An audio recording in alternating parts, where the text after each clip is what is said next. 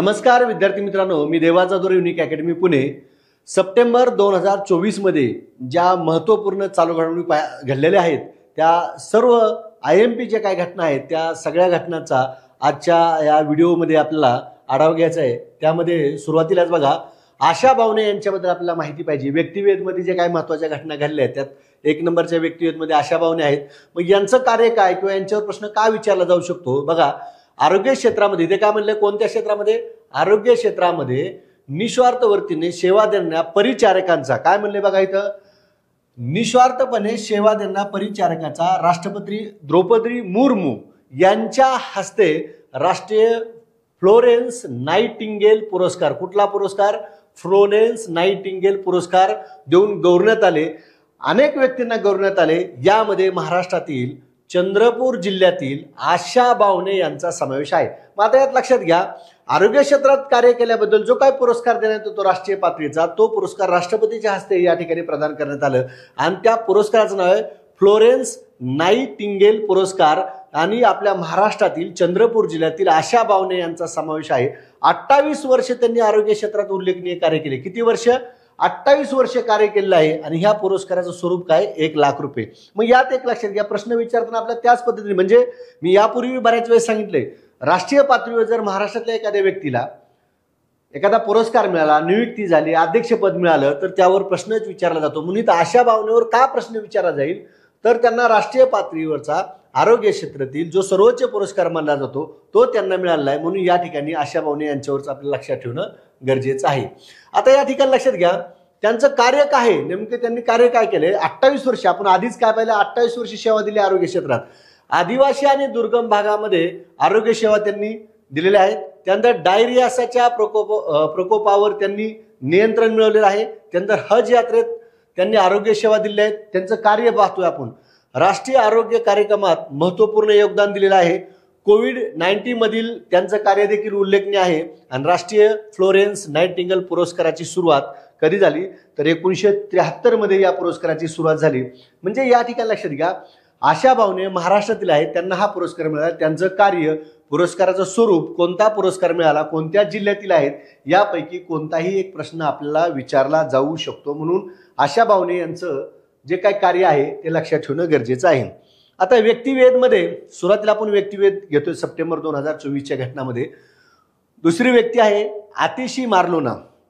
आता यांच्याबद्दल आपल्याला का पाहिजे बघा, दिल्लीचे मुख्यमंत्री अरविंद केजरीवाल यांनी राजीनामा दिला आणि त्यांनी राजीनामा दिल्यानंतर दिल्लीच्या नवनियुक्त मुख्यमंत्री म्हणून 21 सप्टेंबर 2024 पासून कोणाची नियुक्ती झाली? आतिशी मार्लोना यांची निवड झाली। आता दिल्लीचे मुख्यमंत्री अरविंद केजरीवाल यांनी राजीनामा दिला। आम आदमी पार्टीच्या विधिमंडळ पक्षनेतेपदी, बघा काय म्हटलं, विधिमंडळ पक्षनेतेपदी कोणाची निवड करण्यात आली?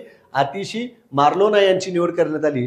आतिशी मार्लोना ह्या दिल्लीच्या तिसऱ्या महिला मुख्यमंत्री ठरल्या। आता बघा, दिल्लीच्या त्या 8व्या मुख्यमंत्री, दिल्लीच्या कितव्या? 8व्या मुख्यमंत्री, परंतु दिल्लीच्या त्या कितव्या महिला मुख्यमंत्री ठरल्या? तिसऱ्या महिला मुख्यमंत्री ठरल्या। मग आता तिसऱ्यामध्ये बघा, पहिल्या 2 कोण होत्या? सुषमा स्वराज भाजपच्या, ह्या दिल्लीच्या पहिल्या महिला मुख्यमंत्री आहेत, महिला मंडळी। त्यानंतर शीला दीक्षित काँग्रेसच्या दिल्लीच्या दुसऱ्या महिला मुख्यमंत्री आणि आतिशी मार्लोना आम आदमी पार्टीच्या ह्या तिसऱ्या महिला मुख्यमंत्री या ठिकाणी ठरले। अशा पद्धतीनं आतिशी मार्लोना जर आपल्या प्रश्न आला, दिल्लीच्या कितव्या महिला आहेत, बरोबर आहे, कोणी राजीनामा दिला तर त्या मुख्यमंत्री झाल्या, अशा पद्धतीनं हा डाटा लक्षात ठेवणं गरजेचं आहे। त्यानंतर बघा, दिल्लीतील कोणत्या मतदारसंघातून त्या निवडून आल्या? कलकाजी मतदारसंघातून निवडून आल्या। आता त्या विधानसभेला निवडून आल्या, लोकसभेमध्ये त्यांचा पराभव झालेला आहे। गौतम गंभीर न पराभव केलेला आहे, भाजपचे गौतम गंभीर, जे आपण आता आपल्या भारतीय क्रिकेट मंडळाचे प्रशिक्षक आहेत, या ठिकाणी कोच आहेत। मग आता बघा, दिल्लीतील कलकाजी मतदारसंघातून त्या निवडून आल्या, त्या विधानसभेत निवडून आल्या, लोकसभेत त्यांचा गौतम गंभीरनं पराभव केलेला आहे।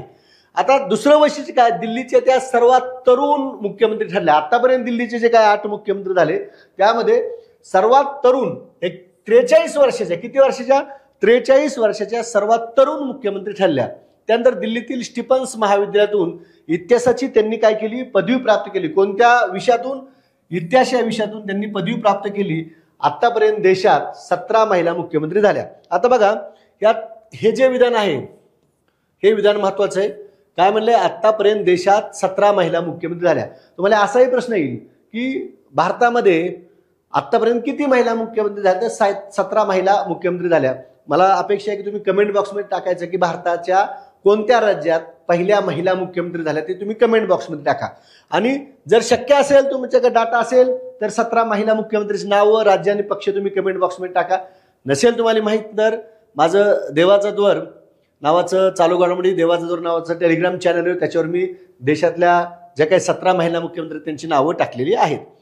सध्या देशात 2 महिला मुख्यमंत्री आहेत. तुम्हाला असाही प्रश्न येईल, सध्या देशात कोणत्या राज्यात 2 महिला मुख्यमंत्री आहेत? ममता बॅनर्जी पश्चिम बंगाल आणि आतिशी मार्लोना दिल्ली, या 2च ठिकाणी महिला या ठिकाणी मुख्यमंत्री आहेत. परत एक तुम्हाला प्रश्न मी या ठिकाणी सांगणार आहे, सध्या देशात किती महिला राज्यपाल आहेत याचं देखील उत्तर तुम्ही कमेंट बॉक्समध्ये द्यायचं आहे. त्यानंतर बघा आता तिसरी व्यक्ती आहे व्यक्तिवेधमध्ये हरिणी अमरसूर्या. आता श्रीलंकेच्या नवीन पंतप्रधान म्हणून हरिणी अमरसूर्या यांची निवड झाली आणि त्या 16व्या पंतप्रधान आहेत. त्यानंतर श्रीलंकेच्या 3ऱ्या महिला पंतप्रधान आहेत. बघा काय म्हटलंय, श्रीलंकेच्या 3ऱ्या महिला पंतप्रधान आहेत. मग इथं बघा श्रीमावो बंडारनायके ह्या श्रीलंकेच्या पहिल्या महिला पंतप्रधान आहेत. त्यांचं आगळं वेगळं वैशिष्ट्य जगातील त्या पहिल्या महिला पंतप्रधान आहेत. हे देखील जनरल नॉलेज स्वरूपात लक्षात ठेवा. काय म्हणले, जगातील त्या पहिल्या महिला पंतप्रधान आहेत आणि श्रीलंकेच्या पहिल्या महिला पंतप्रधान आहेत.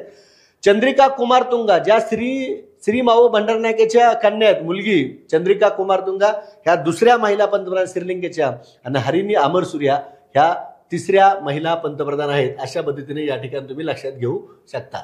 आता यात बघा त्यानंतर त्या नॅशनल पीपल्स पॉवर पक्षाच्या नेते आहेत. म्हणजे कोणत्या पक्षाचे आहेत तर नॅशनल पीपल्स पॉवर पक्षाच्या काय नेते आहेत, त्यांच्याबद्दलची काय डिटेल आहे, इतर डिटेल हरिणी अमरसूर्याबाबतची विधाने लक्षात घ्या. असा प्रश्न आला 4 विधानाचा 4 विधानाचा जर प्रश्न आला तर ते आपल्याला माहित असो. हक्क विषयक कार्यकर्ते अशी त्यांची ओळख, त्या उजव्या विचारसरणीच्या आहेत. ह्या ठिकाणी हा भाग महत्वाचा आहे. त्या उजव्या विचारसरणीच्या आहेत, त्यामुळेच्या दक्षिण श्रीलंकेतील आहेत. दिल्लीतील हिंदू कॉलेजमधून पदवीपर्यंतचे शिक्षण त्यांनी पूर्ण केले. विद्यापीठात प्राध्यापक सामाजिक मानव वंशशास्त्र विषयात त्यांनी PhD प्राप्त केली. कोणत्या विषयामध्ये त्यांनी PhD प्राप्त केली तर मानव वंशशास्त्र या विषयामध्ये त्यांनी काय केले, PhD प्राप्त केले. अशा पद्धतीने त्यांच्याबद्दलची माहिती लक्षात असणं गरजेचं आहे. त्यानंतर बघा अनुराग कुमार दिसनायके. आता इथे काय म्हणले, श्रीलंकेचे नवनियुक्त अध्यक्ष असं म्हटलेलं आहे. आणि याच्या आधी जी आपण माहिती पाहिलेली आहे हरिणी अमरसूर्या श्रीलंकेच्या नवीन पंतप्रधान म्हणून त्यांची माहिती पाहिली. म्हणजे इथे बघा हरिणी अमरसूर्या ह्या श्रीलंकेच्या नवीन पंतप्रधान आहेत. आणि जे आपण आता माहिती पाहतोय कोणाबद्दल, अनुर कुमार दिसनायकेबद्दल, श्रीलंकेचे नवनियुक्त अध्यक्ष आहेत. आणि यांच्याबाबत काय आहे सगळ्यात महत्वाचं एक लक्षात घ्या की श्रीलंकेचे पहिले मार्क्सवादी अध्यक्ष आहेत. काय म्हटलं इथं बघा, श्रीलंकेचे पहिले मार्क्सवादी अध्यक्ष कोण, अनुराग कुमार दिसनायके. ते मार्क्सवादी जनता विमुक्त पेरामुना JVP या पक्षाच्या नॅशनल पीपल्स पॉवर आघाडीचे नेते आहेत. बघा त्यांचा पक्ष कुठला आहे, मार्क्सवादी जनता विमुक्त पेरामुना, परंतु आघाडी कोणती, नॅशनल पीपल्स पॉवर आघाडीचे नेते आहेत. अनुराग दिसनायके डाव्या विचारसरणीचे आहेत. बघा या ठिकाणी पंतप्रधान उजव्या विचारसरणीचे आणि अनुराग कुमार दिसनायके डाव्या विचारसरणीचे आहेत. आणि इथं पहिलं वाक्य काय म्हणले, श्रीलंकेचे डाव्या विचारसरणीचे पहिले अध्यक्ष मार्क्सवादी अध्यक्ष. अनुराग दिसनायके AKD नावाने परिचित आहेत. त्यांचं टोपण नाव काय आहे, AKD हे टोपण नाव आहे. श्रीलंकेच्या उत्तर मध्य प्रांतातील ग्रामी थुबेटगामा येथील रहिवासी आहेत. कोणत्या ठिकाणचे रहिवासी आहेत असा प्रश्न विचारला तर हा भाग महत्वाचा आहे. त्यानंतर बघा रेल्वे बोर्डाचे नवीन अध्यक्ष कोण आहेत, सतीश कुमार. आता बघा 1 सप्टेंबर 2024 पासून ते कार्यरत झाले. रेल्वे बोर्डाच्या अध्यक्षपदी विराजमान होणारे ते पहिले दलित अध्यक्ष आहेत. हा देखील विधान महत्वाचं आहे. रेल्वेमध्ये 3 दशकाहून अधिक काळ सेवेस त्यांना अनुभव आहे. किती, 3 दशकाहून अधिक काळ त्यांना सेवेचा वेगवेगळ्या पदावर त्यांनी सेवा केलेली आहे. आता डायरेक्ट ते काय आहेत, रेल्वे बोर्डाचे अध्यक्ष आहेत. सतीश कुमार यांनी रेल्वे बोर्डाच्या CEO जया वर्मा सिन्हा यांच्याकडून पदभार स्वीकारला. म्हणजे याच्या आधीच्या जे काही अध्यक्ष होत्या, प्रमुख होत्या, कोण, जया वर्मा सिन्हा. आणि यांचं देखील वैशिष्ट्य काय आहे, जया वर्मा सिन्हाचं रेल्वे बोर्डाच्या त्या पहिल्या महिला अध्यक्ष होत्या. लक्षात आलं, हे जसे पहिले दलित अध्यक्ष आहेत सतीश कुमार, तसं जया वर्मा सिन्हा या रेल्वे बोर्डाच्या पहिल्या महिला अध्यक्ष होत्या. वर्षापूर्वी रेल्वे बोर्डाच्या सीओ बनणाऱ्या जय वर्मा शिंदे ह्या पहिल्या महिला ठरल्या. सतीश कुमार हे 1986च्या तुकडीचे Indian railway service of mechanical इंजिनियर्सचे अधिकारी आहेत. त्यानंतर बघा पुढली घटना आहे पुरस्कारामध्ये. आतापर्यंत जे आपण पाहिले ते व्यक्तिवेध सदराच्या अंतर्गत आपण ज्या काही चर्चित व्यक्ती होत्या त्या महिन्यातलं ते पाहिलं. आता आपण पुरस्कारामध्ये बघूया जे महत्त्वाचे पुरस्कार आहेत. त्यात बघा अटल भूजल समृद्ध ग्राम पुरस्कार. आता हा पुरस्कार कोण देतं? महाराष्ट्र शासन पाणी पुरवठा व स्वच्छता विभाग या विभागातर्फे हा पुरस्कार दिला जातो. राज्यस्तरीय अटल भूजल समृद्ध ग्राम स्पर्धेचे पुरस्कार वितरण जे आहे ते सप्टेंबर 2024 मध्ये पार पडलं आणि यामध्ये पहिला, दुसरा आणि तिसरा बघा प्रथम पुरस्कार, द्वितीय पुरस्कार आणि तृतीय पुरस्कार. आता पहिला पुरस्कार जो मिळाला तो पुणे जिल्ह्यातील कराटे ग्रामपंचायतीला मिळाला. दुसरा पुरस्कार जो मिळाला अमरावती जिल्ह्यामधील जरूड या ग्रामपंचायतीला मिळाला आणि तिसरा पुरस्कार जो मिळाला सातारा जिल्ह्यामधील किरकसाल या ग्रामपंचायतीला मिळाला. आणि यात जर बघितलं पहिला पुरस्कार जो कराटे ग्रामपंचायतीला मिळाला आहे 1 कोटी रुपये त्या ग्रामपंचायतीला मिळाले बक्षीस स्वरूपात. द्वितीय पुरस्कार तो जरूड ग्रामपंचायतीला मिळाला अमरावती जिल्ह्यात 50 लाख रुपये मिळाले त्या ग्रामपंचायतीला. आणि तृतीय पुरस्कार किरकसाल ह्या ग्रामपंचायतीला मिळाला सातारा जिल्ह्यातील, त्याला 30 लाख रुपये या ठिकाणी मिळाले आहेत. अशा पद्धतीनं अटल भूजल समृद्ध ग्राम पुरस्काराबद्दलची माहिती लक्षात ठेवणं गरजेचं आहे. त्यानंतर बघा लापता लेडी चित्रपटाचे ऑस्करसाठी नामांकन झाले. ऑस्कर मिळालेलं नाही, काय म्हणलंय? नामांकन झालं असं या ठिकाणी म्हटलेलं आहे. बघा फिल्म फेडरेशन ऑफ इंडिया द्वारे म्हणजेच आपण असं म्हणूया भारताद्वारे 2025च्या 97व्या ऑस्कर पुरस्कारासाठी भारतातर्फे सर्वोत्कृष्ट विदेशी चित्रपट श्रेणीमध्ये लापता लेडी चित्रपटाची काय करण्यात आले? नामांकन करण्यात आले. दरवर्षी फेब्रुवारी-मार्च मध्ये ऑस्कर पुरस्कार डिक्लेअर होत असतात. 2025च्या ऑस्करसाठी 97व्या ऑस्करसाठी या ठिकाणी भारतातर्फे लापता लेडी चित्रपटाचं नामांकन झाले. आणि या चित्रपटाची निवड करणाऱ्या समितीचे अध्यक्ष कोण आहेत? जानू बरुआ हे अध्यक्ष आहेत. या चित्रपटाची निर्मिती कोणी केली? आमिर खान आणि ज्योती देशपांडेने केली. आणि दिग्दर्शन कोणी केलं? किरण रावने केलं. आता इथं थोडं कन्फ्युजनचा भाग आहे. परीक्षेत काय विचारलं हे बघा. लापता लेडीजचे निर्माते कोण आहेत असा जर प्रश्न विचारला आमिर खान आणि ज्योती देशपांडे आणि दिग्दर्शक कोण आहेत तर किरण राव आहेत. अशा पद्धतीने हा भाग लक्षात ठेवा. आता थोडक्यात याचं कथानक काय आहे, सारांश काय आहे, तुम्ही काही लोकांनी पाहिलं असेल किंवा काही लोकांनी पाहिलेलं नसेल. सारांश आपण नाही 1/3 सारांश सांगा त्या चित्रपटात नेमका आहे. तर या चित्रपटाचं कथानक काय बघा. पहिल्यांदा सासरी जाणाऱ्या नववधूची रेल्वे प्रवासादरम्यान आदलाबदल झाल्यानंतर जो गोंधळ उडतो तो या चित्रपटातून मांडण्यात आलेला आहे. हे साधं सोपं कथानक आहे.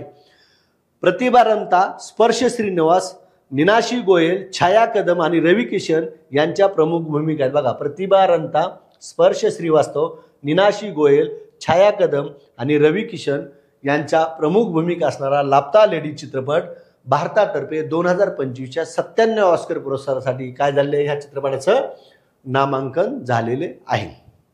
त्यानंतर बघा काही आंतरराष्ट्रीय घडामोडी घडलेल्या असतात त्याला आपण जागतिक घडामोडी म्हणतो. या घडामोडी सुद्धा आपल्या परीक्षेसाठी उपयुक्त असतात. त्यातली सगळ्यात महत्त्वाची क्वॅडची बैठक जी आहे ती यावर्षी पार पडली. सप्टेंबर 2024 मध्ये पार पडली. डेलावर या ठिकाणी, डेलावर हे ठिकाण कुठे आहे? अमेरिकेमध्ये. सगळ्यात महत्त्वाचं लक्षात घ्या क्वॅडची बैठक 2024ची ही जी काही 4थी बैठक पार पडली ती भारतात होणार होती. परंतु अमेरिकेनं विनंती केली की ती अमेरिकेला उद्या पुढल्या वर्षी तुमच्याकडे. मग 25ची बैठक भारतात होणार आहे, 24ची भारतात होणार होती. परंतु अमेरिकेच्या विनंतीला मान दिला. अमेरिकेचे राष्ट्राध्यक्ष जो बायडन म्हणले की यावर्षी जे आमच्याकडे हो द्या, पुढल्या वर्षी ती तुमच्याकडे घ्या. त्या विनंतीला मान दिला आणि 4थ्या क्रमांकाची भारतात होणारी क्वाड बैठक ही अमेरिकेत पार पडली. डेलावर हे जो बायडन यांचं जन्मगाव आहे. या ठिकाणी परीक्षेत पार पडली. 31 सप्टेंबर 2024च्या दरम्यान पार पडली. मग ह्या 4 देशाचे क्वाडमध्ये किती देशात समावेश आहे? 4. अमेरिका, भारत, ऑस्ट्रेलिया आणि जपान. मग अमेरिकेचे राष्ट्राध्यक्ष जो बायडन, भारताचे पंतप्रधान नरेंद्र मोदी, ऑस्ट्रेलियाचे पंतप्रधान अँथनी अल्बनीझ आणि जपानचे पंतप्रधान फुमिओ किशिदा. आता फुमिओ किशिदा क्वाडच्या बैठकीच्या वेळेस पंतप्रधान होते. परंतु आता जपानचे नवनियुक्त पंतप्रधान म्हणून जर कोणाची निवड झाली असा प्रश्न आला तर शिंगेरू इशिबा हे जपानचे नवनियुक्त पंतप्रधान झालेले आहेत. सप्टेंबरच्या एंडिंगला 21 सप्टेंबरच्या दरम्यान फुमिओ किशिदा हेच पंतप्रधान होते, पण सप्टेंबरच्या एंडिंगला जपानचे नवयुक्त पंतप्रधान म्हणून शिंगेरू इशिबा यांची निवड झाली आहे. मग ह्या 4 देशाचा समावेश असणारी ही क्वाड परिषद जी आहे 4थ्या क्रमांकाची बैठक या ठिकाणी अमेरिकेत पार पडली. आता ही क्वाड बैठक काय आहे बघा, हिंदू प्रशांत क्षेत्रात, काय म्हणलं, हिंदू प्रशांत क्षेत्रात शांतता, प्रगती व समृद्धीसाठी प्रयत्नशील असलेल्या समविचारी देशासाठी क्वाड संघटना प्रभावी व्यासपीठ बनले आहे, अशा शब्दात पंतप्रधान नरेंद्र मोदींनी क्वाड संघटनेचे महत्त्व अधोरेखित केले. म्हणजे अमेरिकेत पोहोचल्यानंतर नरेंद्र मोदींनी क्वाडच्या संदर्भात काय स्टेटमेंट केलं, काय म्हटले, हे या विधानातून तुमच्या लक्षात येईल. 2025 ची क्वाड देशाच्या राष्ट्रप्रमुखांची बैठक भारतात होणार आहे. हे सुरुवातीलाच मी तुम्हाला उल्लेख केला की का होणार आहे भारतात. 25ला ऑलरेडी 24लाच होणार होती, अमेरिकेने विनंती केल्यामुळे ती अमेरिकेत झाली. आता 25ची आपल्या इथे होणार आहे. आता क्वाडचा लॉंग फॉर्म जर विचारला तर या ठिकाणी क्वाडचा लॉंग फॉर्म मी इथं दिलेला आहे. त्यानंतर स्थापना बघा, क्वाडची स्थापना कधी झाली, 12 नोव्हेंबर 2017ला स्थापना झाली. कधी स्थापना झाली, 12 नोव्हेंबर 2017ला या ठिकाणी स्थापना झाली. उद्देश काय होता हे महत्वाचं आहे. इंडो पॅसिफिक प्रदेशातील लोकशाही देशाच्या हिताचे रक्षण करणे आणि जागतिक आव्हानाचा सामना करणे. काय म्हणलंय, इंडो पॅसिफिक प्रदेशातील लोकशाही देशाच्या हिताचे रक्षण करणे आणि जागतिक आव्हानाचा सामना करणे, तसेच हिंद महासागर आणि पश्चिम पॅसिफिक क्षेत्रातील चीनच्या आरमारी वर्चस्वाला लगाम घालणे. हे वाक्य महत्वाचं आहे बघा. काय म्हटलंय, चीनच्या आरमारी वर्चस्वाला काय करणे, लगाम घालणे. म्हणूनच चीननं आपल्या क्वाडवर टीका केली. काय म्हणलंय, नवीन नाटो असे म्हटले. चीननं क्वाडला काय म्हणलेले, नवीन नाटो असं म्हणलेले. आणि इथं काय म्हणले, चीनच्या आरमारी वर्चस्वाला लगाम घालण्यासाठीच या 4 देशांनी मिळून क्वाडची काय केली, 2017ला स्थापना केली. चतुर्भुज सुरक्षा संवाद, ज्याला सामान्यतः क्वाड म्हणून ओळखले जाते, हा Australia 1 number, Bharat 2 number, Japan 3 number आणि युनायटेड स्टेट अमेरिका 4 नंबर यांच्यातील धोरणात्मक सुरक्षा संवाद जो सदस्य देशामधील चर्चेत राखला जातो त्यालाच आपण काय म्हणतो, क्वाड असं म्हणतो. त्यानंतर बघा, पुढली आंतरराष्ट्रीय घटना आहे जागतिक सहकार परिषद प्रथमच भारतात. आता काय म्हणलंय, जागतिक सहकार परिषद प्रथमच भारतात. ही प्रथमच भारतात या शब्दाला खूप महत्व आहे, म्हणून ही आपण घटना पाहतोय. प्रथमच या परिषदेचे 25 नोव्हेंबर ते 30 नोव्हेंबर 2024च्या दरम्यान आयोजन भारतामध्ये पहिल्यांदाच होतंय. आंतरराष्ट्रीय सहकार महासंघ जो आहे, या आंतरराष्ट्रीय सहकार महासंघातर्फे प्रथमच भारतात याचं आयोजन होत आहे. इफ्कोच्या पुढाकाराने नवी दिल्लीतील जे काही नव्यानं स्थापन झालेले भारत मंडपन आहे, इथे ही परिषद होणार आहे. उद्घाटन सत्र जे आहे त्याला प्रमुख पाहुणे भारताचे पहिले सहकार मंत्री. बघा, भारताचे नरेंद्र मोदी सरकार आल्यापासून त्यांनी जलशक्ती मंत्रालय स्थापन केलं, त्यानंतर सहकार मंत्रालय स्थापन केलं. मग भारताचे पहिले जलमंत्री कोण आहेत, कोण होते ते तुम्ही कमेंट बॉक्समध्ये टाका. आणि भारताचे पहिले सहकार मंत्री कोण आहेत तर अमित शाह, ते या ठिकाणचे प्रमुख पाहुणे असणार आहेत. आणि या परिषदेची संकल्पना काय असणार हे महत्वाचं आहे. बघा, तुम्हाला असाही प्रश्न येईल, भारतामध्ये जागतिक सहकार परिषद प्रथम जी काही पार पडली, जे आता नोव्हेंबरमध्ये पार पडणार आहे, त्या परिषदेची संकल्पना काय होती तर काय होती, सहकारी संस्था सर्वांकरिता समृद्धीची निर्मिती करतात. काय म्हणले, सहकारी संस्था सर्वांकरिता समृद्धीची निर्मिती करतात, अशी संकल्पना असणारी सहकार परिषद नोव्हेंबरमध्ये भारतात पार पडणार आहे. ICA महासंचालक कोण आहेत, जेरोन डग्लस हे या ICA महासंचालक आहेत. त्यानंतर बघा, पुढली आंतरराष्ट्रीय किंवा जागतिक लेवलची घटना आहे, पंतप्रधान नरेंद्र मोदीचा ब्रुनेई देशाचा दौरा. तो दौरा कधी केला, 3 सप्टेंबर 2024 रोजी नरेंद्र मोदी ब्रुनेई देशाच्या प्रदेश दौऱ्यावर गेले. द्विपक्षीय दौऱ्यांतर्गत बघा काय म्हणले, द्विपक्षीय दौऱ्यांतर ब्रुनेईला भेट देणारे मोदी हे पहिलेच भारतीय आहेत. आता यापूर्वी मनमोहन सिंग गेले होते 2013 मध्ये, परंतु तो द्विपक्षीय दौरा नव्हता, तर त्या ठिकाणी ती आसियान भारत परिषदेच्या दरम्यान भेट झाली होती. असं पर्टिक्युलर त्या दौऱ्यावर, द्विपक्षीय दौऱ्यावर गेलेले नव्हते. आता या ठिकाणी नरेंद्र मोदी यांनी प्रसिद्ध अमर अली सैफुद्दीन मशिदीला भेट दिली. कोणत्या मशिदीला भेट दिली असा प्रश्न आला तर अमर अली सैफुद्दीन मशिदीला भेट दिली. आता या देशाचे सुलतान कोण आहेत, हसनल बोलकिया हे ज्या जगातले जे श्रीमंत आहेत त्या श्रीमंतामध्ये यांचं नाव घेतलं जातं. हे हसनल बोलकिया आहे, इथले सुलतान आहेत. ब्रिटनची राणी एलिझाबेथ द्वितीय यांच्यानंतर सर्वात जास्त काळ राज्य करणारे जगातील हसनल बोलकिया हे दुसरे राजे आहेत. त्यानंतर बघा, आता या दौऱ्यावर गेल्यानंतर काय साध्य झालं तर भारताने ब्रुनेईच्या हायड्रोकार्बन क्षेत्रात 270 दशलक्ष अमेरिकन डॉलरची गुंतवणूक केली. 270 दशलक्ष अमेरिकन डॉलरची गुंतवणूक केली. दोन्ही देशाच्या राजनैतिक संबंधाला 40 वर्ष पूर्ण झालेले आहेत. भारत ब्रुनेईकडून काय आयात करतो? हायड्रोकार्बन आयात करतो. हे सगळ्यात महत्त्वाचं. तुम्हाला इथंही प्रश्न विचारायचा असतो. भारताचे पंतप्रधान गेले ब्रुनेई या देशाच्या दौऱ्यावर, तिथं त्या देशाकडून सर्वात जास्त काय आयात करतो तर हायड्रोकार्बन आयात करतो. या देशाची राजधानी बंदर सिटी बेगवान आहे. ब्रुनेईला कर धोरण आणि गुप्तता कायद्यामुळे कर हेवन म्हणले जाते. जगातला कर हेवन नावाचा देश म्हणून ब्रुनेई देशाला ओळखले जाते. वैयक्तिक उत्पन्नावर कोणताही कर या ठिकाणी लावला जात नाही. पुढली घटना आहे, भारत जगातील तिसरा शक्तिशाली देश, अशी ही घटना आहे जी आंतरराष्ट्रीय घटना आहे.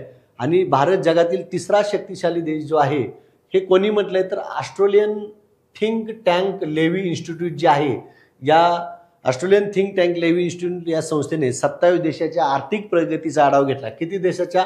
27 देशाच्या आर्थिक प्रगतीचा आढावा घेतला आणि या क्रमवारीमध्ये भारत ही तिसरी सर्वात मोठी अर्थव्यवस्था असल्याचे वर्णन केलेले आहे.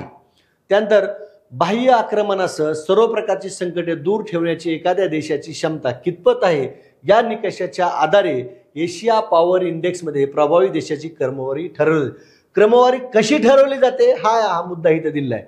अर्थव्यवस्था विस्तार, त्याचप्रमाणे युवकांच्या संख्येत वाढ या कारणाने भारताची स्थिती मजबूत झाल्याने आशियातील शक्तिशाली देशाच्या निर्देशांकात देशाची कामगिरी सुधारली. आता भारताबाबतचं निरीक्षण काय होतं? कोणाचं? ऑस्ट्रेलियन थिंक टँक लोव्ही, जे काय लोव्ही इन्स्टिट्यूट आहे, भारताबाबतचं निरीक्षण काय बघा. आर्थिक वाढ, भविष्यातील संभाव्यता आणि राजनैतिक प्रभाव हे भारताच्या वाढीसाठी महत्त्वाचे घटक. कोरोना साथीनंतर भारतामध्ये केलेली आर्थिक सुधारणा उल्लेखनीय, हे एक निरीक्षण होतं भारताबाबतचं या लोव्ही इन्स्टिट्यूटचं. आर्थिक क्षमतेच्या आधारे निर्देशांकात 4.2 गुणांनी वाढ झाली. भारताची प्रचंड लोकसंख्या व देशांतर्गत उत्पन्नातील वाढीमुळे जगातील तिसरी सर्वात मोठी अर्थव्यवस्था बनण्यास ही सक्षम. पंतप्रधान नरेंद्र मोदी यांच्या नेतृत्वाला आंतरराष्ट्रीय स्तरावर मान्यता, बैठकामधील सहभाग आणि क्वाडमधील नेतृत्वामुळे प्रादेशिक सुरक्षेच्या धोरणात महत्त्वपूर्ण भूमिका निभावण्याची संधी. त्यानंतर बघा, हे जे काही शक्तिशाली 3 देश आहेत, ते 3 देश कोणते आहेत ते या ठिकाणी आपल्याला पाहिजे. पहिला आहे अमेरिका. अमेरिकेला गुण किती प्राप्त आहेत? 81.7. दुसरा आहे चीन 72.7 आणि तिसरा आहे भारत. जपानला आपण पहिल्यांदा मागे टाकले आणि 39.9 गुण असं या ठिकाणी भारत या लोव्ही इन्स्टिट्यूट जो आहे काय ऑस्ट्रेलियाचा जो काही थिंक टँक आहे त्यांच्यामध्ये भारत तिसरी अर्थव्यवस्था, जे आपण हेडिंगमध्ये पाहिले, जगातील तिसरी शक्तिशाली अर्थव्यवस्था ठरलेली आहे. त्यानंतर विद्यार्थी मित्रांनो, राष्ट्रीय घडामोडी ज्या आपल्या भारतामधली राज्य आहेत, त्या भारतामधल्या वेगवेगळ्या राज्याच्या काही महत्त्वाच्या घटना घडतात त्या संदर्भातलं आपल्याला विधानं काही विचारली जातात, घटना विचारल्या जातात. पश्चिम बंगाल सरकारने सदर विधेयक म्हणजे अपराजित विधेयक जे आहे ते मंजूर केलं. दिनांक 3 सप्टेंबर 2024ला हे विधेयक मंजूर केलं. आता हे विधेयक नेमकं काय आहे तर बघा, कोलकाता या ठिकाणी तुम्ही बघितलं असेल मीडियामध्ये, प्रिंट आणि इलेक्ट्रॉनिक मीडियामध्ये, कोलकात्यातील महिला डॉक्टरवर जे आर जे कर मेडिकल कॉलेज अँड हॉस्पिटल आहे या ठिकाणी जो काही बलात्कार झाला त्याच्या संदर्भात त्या ठिकाणी बंद पाळण्यात आला, संप करण्यात आले आणि त्याच धर्तीवर अपराजिता विधेयक बलात्काराच्या संदर्भातलं पश्चिम बंगाल सरकारने काय केलं, पास केलं तिथल्या विधानसभेमध्ये. आणि या विधेयकात काय तरतूद आहे, आरोपीला 10 दिवसाच्या आत या ठिकाणी फाशी देण्यात येणार, आरोपीला पॅरोलशिवाय जन्मठेपेची शिक्षा देण्यात येणार, तपास केवळ 21 दिवसात पूर्ण करायचा आहे आणि प्रत्येक जिल्ह्यात अपराजिता टास्क फोर्स स्थापन करायचा, अशा स्वरूपाचं हे विधेयक आहे. तुम्हाला इथं प्रश्न असायला विद्यार्थी मित्रांनो, अपराजिता विधेयक खालीलपैकी कोणत्या राज्याच्या विधानसभेमध्ये पास करण्यात आलं तर त्याचं उत्तर आहे पश्चिम बंगाल राज्याच्या विधानसभेत 3 सप्टेंबर 2024 रोजी पास करण्यात आले. अशा स्वरूपाची विधेयकं बलात्कार झाल्यानंतर 2 राज्यामध्ये ऑलरेडी काय झाली ती पारित करण्यात आली. आता टोटल किती राज्य झाले? 3. मग बघा इथं काय म्हणलं, या आधी अशा प्रकारची विधेयक ते पारित करणारे राज्य 3 आहेत. एक महाराष्ट्र, दुसरं आंध्र प्रदेश आणि तिसरं पश्चिम बंगाल. महाराष्ट्रामध्ये या ठिकाणी शक्ती विधेयक असं पास करण्यात आलं 2020ला. आणि अशा प्रकारचं विधेयक पारित करणारं पहिलं राज्य जर कुठलं असेल तर आंध्र प्रदेश आहे, दिशा नावाचं विधेयक 2019ला. आणि तिसरं आहे पश्चिम बंगाल अपराजिता विधेयक 2024. विधानसभेत ही विधेयकं पास झाल्यानंतर ती विधेयकं मंजुरीसाठी राष्ट्रपतीकडे पाठवली जातात. यातल्या एकाही विधेयकाला अद्याप राष्ट्रपतीने मंजुरी दिलेली नाही, हे देखील लक्षात घेणं गरजेचं आहे. त्यानंतर पुढली घटना आहे सेमी कंडक्टर युनिटला मंजुरी, विज्ञान तंत्रज्ञान क्षेत्रातील ही घटना आहे. तर बघा या ठिकाणी गुजरातमधील, असं म्हणू आपण राष्ट्रीय घटना म्हणू शकतो याला, गुजरातमधील सानद, बघा गुजरातमधील कोणत्या ठिकाणी सानद येथे सेमी कंडक्टर युनिट स्थापन करण्याच्या केन्स सेमिकॉन प्रायव्हेट, काय म्हटलंय, केन्स सेमिकॉन प्रायव्हेट लिमिटेडच्या प्रस्तावाला मंजुरी देण्यात आली केंद्रीय मंत्रिमंडळामध्ये.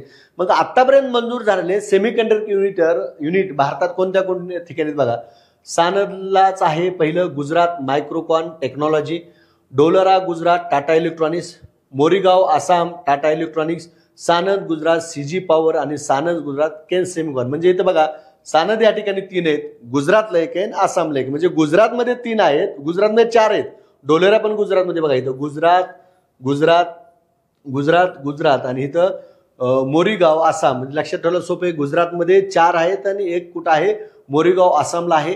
आणि त्या ज्या काही लिमिटेड कंपन्या आहेत त्या सुद्धा लक्षात घेणं गरजेचं आहे, कोणत्या लिमिटेड कंपनीला तो स्थापन करण्यात मंजुरी दिली ती.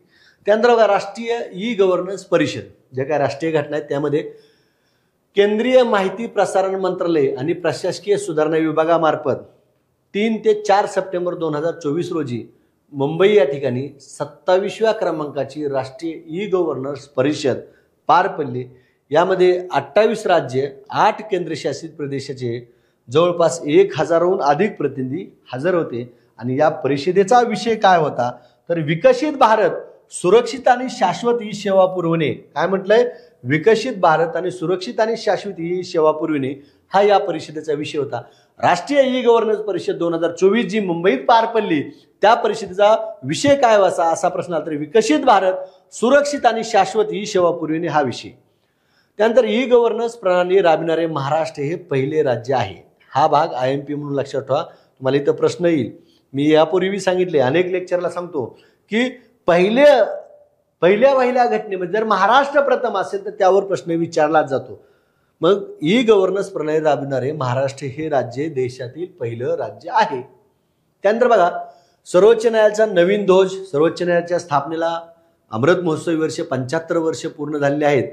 त्या निमित्त नवीन ध्वजाचं अनावरण करण्यात आलं आणि ते अनावरण राष्ट्रपती द्रौपदी मुर्मू ज्या भारताच्या प्रथम नागरिक आहेत त्यांच्या हस्ते 1 सप्टेंबरला द्रौपदी मुर्मू यांच्या हस्ते 75व्या वर्धापनदिनानिमित्त नवीन ध्वजाचं अनावरण करण्यात आले. आणि नवीन ध्वजामध्ये अशोक चक्र शीर्षस्थानी, सर्वोच्च न्यायालयाची इमारत मध्यभागी आणि भारताचे संविधान तळाची, अशा पद्धतीने हा ध्वज आहे. स्क्रीनवर तुम्ही इथं ध्वज बघू शकता जो फोटोमध्ये दाखवलेला आहे. आणि श्लोक काय आहे तर ध्वजावरील यतो धर्मोस्तो जय, अर्थ काय, जेथे धर्म आहे येथे विजय होईल, अशा स्वरूपाचा हा नवीन ध्वज जो आहे, जो सर्वोच्च न्यायालयाचा नवीन ध्वज याचं अनावरण केलेलं आहे. आता वंदे भारत मेट्रो ट्रेन, आता इथं बघा वंदे मेट्रो ट्रेन, आता इथं मेट्रो हा शब्द आहे बरोबर. वंदे भारत आणि मेट्रो यामध्ये फरक आहे. भारतातील पहिली वंदे मेट्रो ट्रेन कसं आहे इथं बघा शहरांतर्गत, आणि वंदे भारत ट्रेन आहे तो वेगवेगळ्या 2 शहरांना जोडू शकते. ती इथं ही शहरांतर्गत असणारी ट्रेन कोणती असते, मेट्रो ट्रेन असते. आणि ही पहिल्यांदाच 16 सप्टेंबर 2024 रोजी अहमदाबाद ते भुज, काय म्हटलंय बघा, अहमदाबाद ते भुज या 2 दरम्यान धावली. मग तुम्हाला इथं प्रश्न असा येईल, वंदे मेट्रो ट्रेन कधी 16 सप्टेंबर 2024ला कोणत्या 2 शहरांना, अहमदाबाद ते भुज गुजरातमधील. म्हणजे इथे काय म्हणलंय, मेट्रो ट्रेन ही शहरांतर्गत असते. वंदे भारत ट्रेन आपण ऐकल्यात बरोबर आहे, वेगवेगळ्या शहरांना जोडणार आहेत, परंतु वेगवेगळ्या त्या राज्याला पण जोडणार आहेत. ही शहरांतर्गत असणारी मेट्रो ट्रेन 16 सप्टेंबर अहमदाबाद ते भुज गुजरातमध्ये पहिल्यांदा धावली आणि अंतर 334 किलोमीटर. पूर्ण वातानुकूलित ही ट्रेन आहे. 5 तास 45 मिनिटात हे अंतर पूर्ण करते, 234 किलोमीटरचं. आणि वंदे भारत मेट्रो ट्रेन ही एक सेमी हाय स्पीड ट्रेन असून ती प्रति तास 100 ते 250 किलोमीटर या वेगाने धावते, तिचं वैशिष्ट्य. त्यानंतर बघा वंदे भारत मेट्रोचे नाव बदलून आता नमो भारत रॅपिड रेल असे करण्यात आले. वंदे मेट्रो ट्रेनचा prototype rail coach factory Kapurthala आणि इंटिग्रेटेड कोच फॅक्टरी ICF चेन्नईद्वारे तयार केला जातो. कुठं तयार केलं जातं हे सांगितलं आहे. वंदे मेट्रो ट्रेन ही वंदे भारत एक्सप्रेस ट्रेनची एक लहान अंतराची आधुनिक फॉर्मॅट आवृत्ती आहे, जी भारतातील उपनगरीय, बघा भारतातील काय म्हणले, उपनगरीय प्रवासी पायाभूत सुविधा मजबूत करण्यासाठी सुरू करण्यात आली. आता फरक बघा, वंदे भारत एक्सप्रेस लांब पल्ल्याची, ही छोट्या पल्ल्याची मेट्रो. वंदे भारत लांब पल्ल्याची, वाराणसी ते दिल्ली 15 फेब्रुवारी 2019 मध्ये पहिल्यांदा धावली. 15 फेब्रुवारी 2019 मध्ये ती पहिल्यांदा धावलेली आहे. त्यानंतर आपण पुढली घटना बघू. अंदमान निकोबारची जी काय राजधानी आहे पोर्ट ब्लेअर, त्याचं नाव बदलले, श्री विजयापुरम असं नामकरण करण्यात आले. आता ही बऱ्यापैकी न्यूज माहिती आहे, काही लोकांना माहीत नसते, परंतु समजा आता तुम्ही व्हिडिओ बघितला तर माहीत झाले तुम्हाला पोर्ट ब्लेअरचे श्री विजयापुरम असं नामकरण करण्यात आलं. परंतु बऱ्याच वेळेस आयोग फाशा स्वरूपात मुलं कोणत्या ठिकाणी अडू शकतात, कोणत्या ठिकाणी त्यांना जमणार नाही, म्हणून एक प्रश्न फॉर्मॅट केला जातो. तो प्रश्न असाही असू शकतो की कोणत्या दिवशी, तर 13 सप्टेंबर 2024 रोजी पोर्ट ब्लेअरचे अंदमान निकोबारची राजधानी, त्याचं नाव श्री विजयापुरम करण्यात आले. तारीख लक्षात ठेवायची 13 सप्टेंबर. पोर्ट ब्लेअरचे नाव ब्रिटिश नौदल सर्वेक्षक आणि बॉम्बे मरीनमधील लेफ्टनंट आर्किबाल्ड ब्लेअर यांच्या नावावर ठेवण्यात आले होते. ते नाव या ठिकाणी आता बदलण्यात आले. 1770च्या उत्तरार्धात अंदमान बेटाचे सखोल सर्वेक्षण करणारे ते पहिले अधिकारी होते. कोण होते? आर्किबाल्ड ब्लेअर होते. ते आता नाव बदलले, श्री विजयापुरम असं नाव ठेवलं आहे. 2024 मध्ये अशी काही नावं बदललेत बघा. पुणे विमानतळाचं नाव संत तुकाराम महाराज, वेल्हे तालुका राजगड, दरबार हॉलचं गणतंत्र मंडप, अशोक हॉलचं अशोक मंडप, आणि या ठिकाणी नवी मुंबई विमानतळाचं दिबा पाटील, अशी नावं अनेक चेंज झालेत. पण 24 मध्ये जी नावं चेंज झालेत ती मी स्क्रीनवर दिलेत, या ठिकाणी तुम्ही पाहू शकता. त्यानंतर कवच 4.0.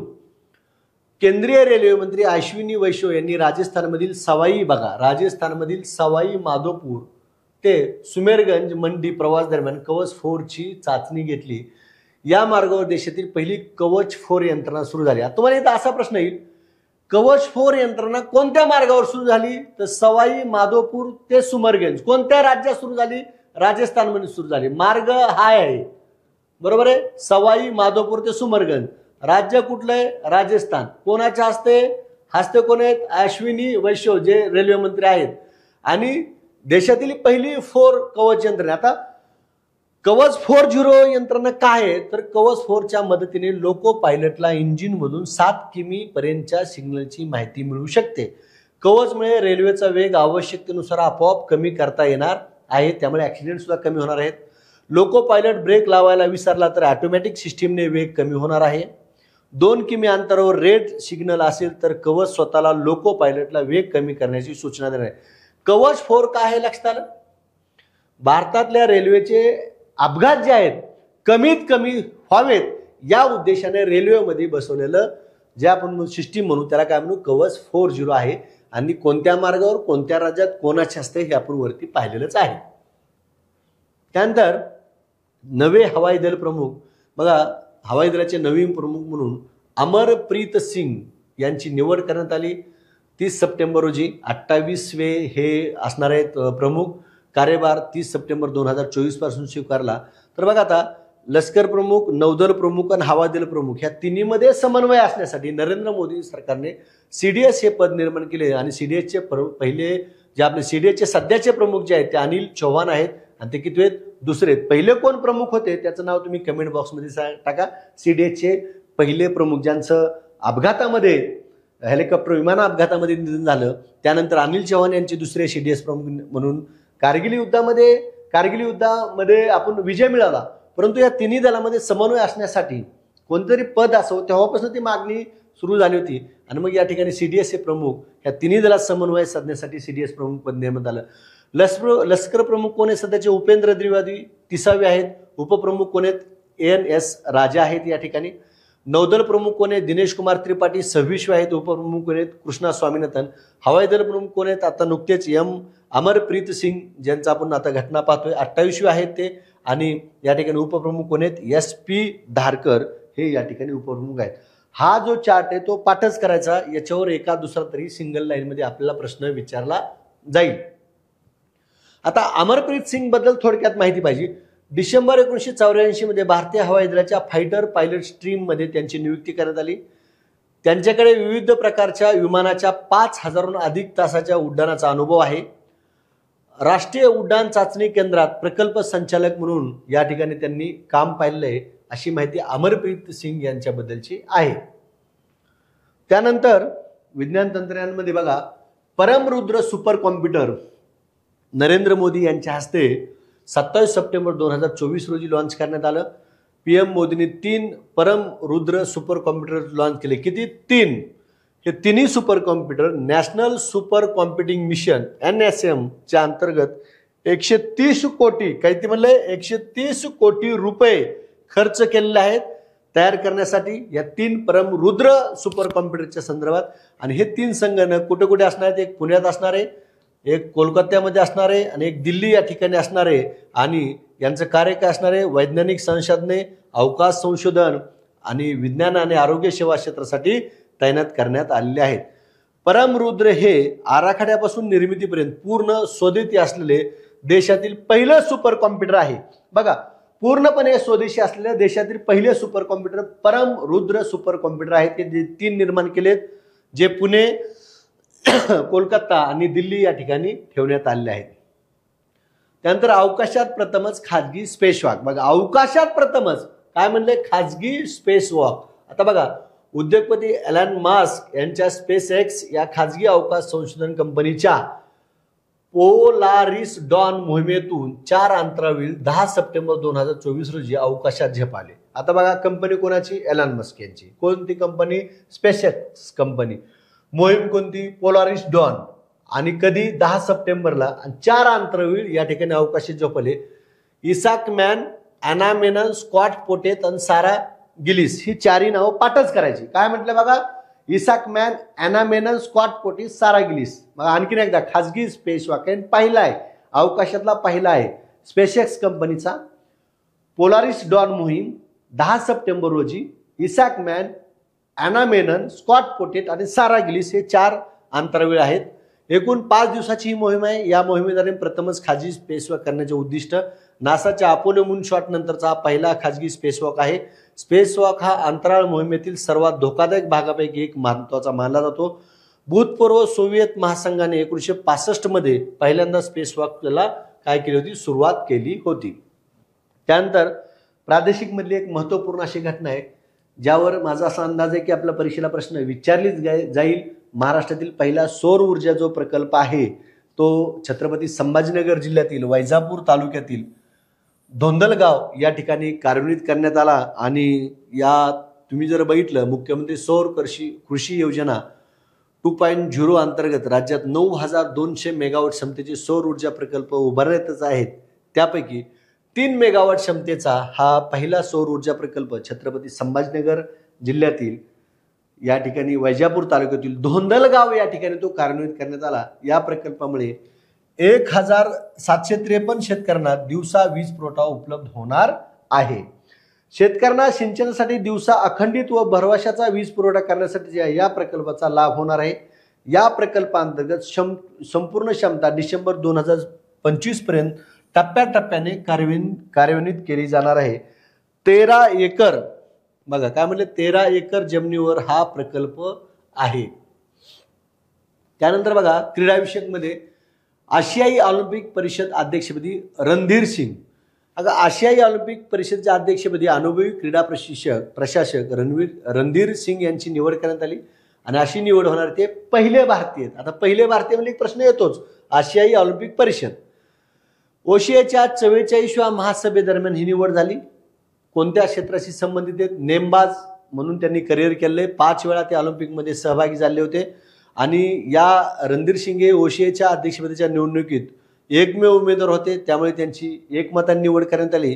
आणि त्यांचा कार्यकाल 2024 ते 2028 असा 4 वर्षाचा जवळजवळ कार्यकाल असणार आहे. त्यांच्याबद्दल बघा थोडक्यात काय, 1987-2012 भारतीय ऑलिम्पिक संघटनेचे महासचिव, 91 ते 2015 ओशियाचे महासचिव होते, 2021 पासून ओशियाचे कार्यकारी अध्यक्ष, 1978च्या आशियाई क्रीडा स्पर्धेत त्यांनी सुवर्णपदक पटकावले होते नेमबाजीमध्ये, 2001 पासून आंतरराष्ट्रीय ऑलिम्पिक समितीचे ते सदस्य आहेत. त्यांचं महत्त्वपूर्ण कार्य काय आहे ते कार्य या 5 विधानामध्ये तुम्हाला मिळून जाईल. त्यानंतर ऑलिम्पिकमध्ये भारताला सुवर्णपदक. बघा आता हंगेरी देशातील बुटापेस्ट, जी हंगेरीची राजधानी आहे बुटापेस्ट, या ठिकाणी भारताच्या पुरुष आणि महिला खेळाडूंनी बुद्धिबळ ऑलिम्पियाडमध्ये पहिल्यांदाच भारताला कोणतं पदक मिळालं? सुवर्ण पदक मिळालं. ही एक ऐतिहासिक घटना झाली. आजपर्यंत बुद्धिबळ ऑलिम्पियाडमध्ये भारताला सुवर्ण पदक मिळालं नव्हतं. यावर्षी ते पुरुष संघाने स्लोव्हियाचा तर महिला संघाने अझरबैजानचा पराभव केला आणि या ठिकाणी आपल्याला सुवर्ण पदक मिळालं. मग भारताला जे काही पहिलं सुवर्ण पदक मिळालंय, या पुरुष संघातील खेळाडू कोण आहे? डी गुकेश, आर प्रज्ञानंद, अर्जुन एरिगेशी, विद्युत गुजराती जो आपल्या महाराष्ट्रातील नाशिकचा आहे, आणि पी हरिकृष्णा हे पुरुष संघातील खेळाडू. आता तुम्ही म्हणताल सर हे खेळाडू लक्षात ठेवायचे का? ठेवायचे. कारण तुम्हाला असाही प्रश्न येईल, अर्जुन एरिगेशी कोणत्या खेळाशी संबंधित आहे, विदित गुजराती कोणत्या खेळाशी संबंधित आहे, पी हरिकृष्ण कोणत्या संघाशी, म्हणून ही नावं लक्षात ठेवायची. आता भारताच्या महिला संघातील खेळाडू कोण आहेत? आर वैशाली, हारिका द्रोणावली, दिव्या देशमुखजी नागपूरची महाराष्ट्रीयन, वतिका अग्रवाल आणि तानिया सचदेव या महिला खेळाडू आहेत. म्हणजे इथे लक्षात घ्या, बुद्धिबळ ऑलिम्पियाडमध्ये भारताने पहिल्यांदाच पुरुष आणि महिला दोन्ही गटामध्ये सुवर्ण पदक जिंकले. पुरुष गटाने स्लोव्हेनियाला हरवलं आणि महिला गटाने अझरबैजान या देशाच्या संघाला हरवलं. आणि मग पुरुष संघाचे खेळाडू आणि महिला संघाचे खेळाडू, अशा पद्धतीनं ही घटना तुम्ही लक्षात ठेवू शकता. त्यानंतर पुढले आहे अमेरिकन ओपन टेनिस स्पर्धा. बघा, ग्रँड स्लॅम टेनिस स्पर्धा एकूण 4 असतात. या 4 मधली ही शेवटची अमेरिकन ओपन टेनिस स्पर्धा आहे. महिला गटात जी जिंकली अरिना सबालेकाने जिंकली, ती बेलारूसची आहे. उपविजेता कोणी? अरिना सबालेकानं जेसिका पेगुलाला, अमेरिकेची जेसिका पेगुला हरवलं. अरिना सबालेकाचे हे 3रे ग्रँड स्लॅम आहे. कितवे? 3रे. ऑस्ट्रेलियन ओपन 23ला जिंकली, ऑस्ट्रेलियन ओपन 24ला जिंकली आणि अमेरिकन ओपन 24ला जिंकली. म्हणजे ऑस्ट्रेलियन ओपन 24ची देखील विजेता कोण आहे? अरिना सबालेकाचा आहे. मग इथं लक्षात घ्या, अरिना सबालेकानं जेसिका पेगुलाला हरवलं आणि तिनं तिच्या कारकिर्दीतलं 3रं ग्रँड स्लॅम जिंकलं. ऑस्ट्रेलियन 23ला जिंकली, ऑस्ट्रेलियन 24ला पण जिंकली आणि अमेरिकन 24ची जिंकलेली आहे. त्यानंतर पुरुष गटात बघा, यानिक सिन्नर जो इटलीचा आहे त्यांनी टिलर फ्रीडजला, जो अमेरिकेचा टिलर फ्रीडज आहे, त्याला या ठिकाणी हरवलं. दोन्ही ठिकाणी बघा, महिला आणि पुरुष गटामध्ये उपयोजित अमेरिकेचे आहेत. 4 पैकी 2 ग्रँड स्लॅम चोवीसचे कार्लोस अल्कोरोज बघा, विम्बल्डन आणि फ्रेंच, व 2 यानिक सिन्नरने जिंकले. ऑस्ट्रेलियन आणि US कोणी जिंकलं? ऑस्ट्रेलियन पण यानिकने जिंकलेले, यानिक सिन्नरने जिंकलेले आणि US पण जिंकले. इटलीच्या यानिक सिन्नरने प्रथमच अमेरिकन खुल्या स्पर्धेचे जेतेपद, हे जे अमेरिकन आहे ते यानिक सिन्नरनं, जो इटलीचा आहे त्याने पहिल्यांदा जिंकली. सिन्नरचे कारकिर्दीतील हे 2रे ग्रँड स्लॅम आहे. किती? 2रे. यापूर्वी त्याने 2024ची ऑस्ट्रेलियन जिंकली होती आणि आताची काय जिंकली? अमेरिकन ओपन टेनिस ही जिंकलेली आहे. त्यानंतर बघा, अर्थविषयक घडामोडीमध्ये एक महत्वाची घटना आहे. 23व्या विधी आयोगाची स्थापना 1 सप्टेंबर 2024 पासून 23व्या विधी आयोगाची स्थापना करण्यात आली. कार्यकाल काय असणार आहे? 1 सप्टेंबर 2024 ते 31 ऑगस्ट 2027 हा कार्यकाल असणार आहे. तुम्हाला प्रश्न येईल, 23व्या विधी आयोगाचा कार्यकाल किती असेल? 1 सप्टेंबर 2024 ते 31 ऑगस्ट 2027. 22व्या विधी आयोगाची मुदत 31 ऑगस्ट 2024ला संपली. या आयोगात पूर्णवेळ अध्यक्ष, पूर्णवेळ एक अध्यक्ष असतो. आणखीन 23व्या वित्त आयोगाचा विधी आयोगाचा, वित्त नाही, 23व्या विधी आयोगाचा अध्यक्ष या ठिकाणी निवडलेला नाही आणि 4 पूर्णवेळ सदस्य असतात. गुंतागुंतीच्या कायदेशीर मुद्द्यावर विधी आयोग केंद्र सरकारला सल्ला देते. आता विधी आयोगाची स्थापना का, उद्देश काय, कशामुळे करण्यात येते, तर हे वाक्य महत्वाचं आहे. गुंतागुंतीच्या कायदेशीर मुद्द्यावर विधी आयोग केंद्र सरकारला सल्ला देतं. विधी आयोग कोणाला सल्ला देतं? तर केंद्र सरकारला सल्ला देतं. त्यासाठी स्थापना करण्यात येते. स्वातंत्र्योत्तर भारतात 1955 मध्ये पहिल्यांदा कायदा आयोग काय करण्यात आला? स्थापन करण्यात आला. त्यानंतर या ठिकाणी बघा, निधन वार्तामध्ये अरुणा वासुदेव, ख्यातनाम चित्रपट समीक्षक आणि लेखिका, वयाच्या 88व्या वर्षी निधन. अल्झायमर या आजाराने त्यांचे निधन झालं. आशियाई सिनेमाची जननी असं त्यांची ओळख होती. अरुणा वासुदेवची ओळख काय होती? आशिया सिनेमाची जननी. दिल्लीहून प्रसिद्ध होणाऱ्या सिनेमाया द एशियन फिल्म क्वार्टरली या नियतकालिकाचे संस्थापक संपादक त्या होत्या. आंतरराष्ट्रीय स्तरावर प्रसिद्ध असलेल्या नेटपॅक या संस्थेची स्थापना करण्याची श्रेय अरुणा वासुदेव यांना जाते. त्यानंतर सगळ्यात महत्त्वाचं म्हणजे सीताराम येचुरी, जे डाव्या विचारसरणीचे कम्युनिस्ट, मार्क्सवादी कम्युनिस्ट पक्षाचे जे काही सरचिटणीस होते, त्यांचं 12 सप्टेंबर 2024 रोजी वयाच्या 72व्या वर्षी काय झालं? निधन झालं. ते देशात 12वीच्या परीक्षेत पहिले आले होते. दिल्लीच्या JNU विद्यापीठातून त्यांनी अर्थशास्त्र पदव्युत्तर पदवी शिक्षण घेतले. 2005 ते 2017 ते राज्यसभेचे सदस्य होते. हा कालखंड खूप महत्त्वाचा आहे की कुठल्या सभागृहाचे, तर जे वरिष्ठ सभागृह आहे राज्यसभा, या सभागृहाचे ते 2005 ते 17 काय होते, सदस्य होते, खासदार होते. JNU मध्ये विद्यार्थी संघटनेचे त्यांनी 3 वेळा अध्यक्षपद भूषवलेलं आहे. माकपचे सर्वात तरुण पॉलिट ब्युरोचे ते सदस्य झाले. आणीबाणीच्या विरोधात JNUच्या विद्यार्थ्यांनी केलेल्या आंदोलनामध्ये ते सक्रिय झाले. त्यांच्या आंदोलनामुळे तत्कालीन पंतप्रधान इंदिरा गांधींना JNUचे कुलपतिपद सोडावे लागले होते.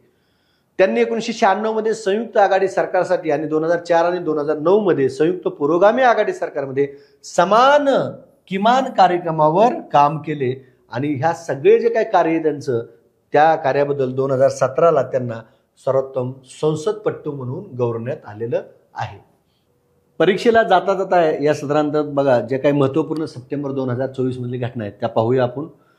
त्यात बघा जो काय कोगो नावाचा देश आहे याची राजधानी किन्शासा आहे, हे ते तुरुंग फोडून कैद्याने तिथून पळून जाण्याचा प्रयत्न केला. त्यावेळी 129 जणांचा मृत्यू झाला. तुम्हाला इथं प्रश्न येईल की कोणत्या देशामध्ये अशी तुरुंग फोडून जाताना कैदी पळाले तिथे मृत्यू झाला, तर हा एक भाग माहिती पाहिजे. त्यानंतर अतिशय IMP असणारी घटना आणि जी परीक्षेला विचारलीच जाईल ती घटना म्हणजे अमरावती जिल्ह्यातील रितपूर येथे मराठी भाषा विद्यापीठ स्थापन केलं जाणार आहे. बघा काय म्हणलंय, अमरावती जिल्ह्यातील रितपूर येथे मराठी भाषा विद्यापीठ स्थापन केलं जाणार आहे आणि त्याचे पहिले कुलगुरू म्हणून डॉक्टर अविनाश आवलगावकर यांची नियुक्ती करण्यात आली. ही घटना लक्षातच ठेवायची.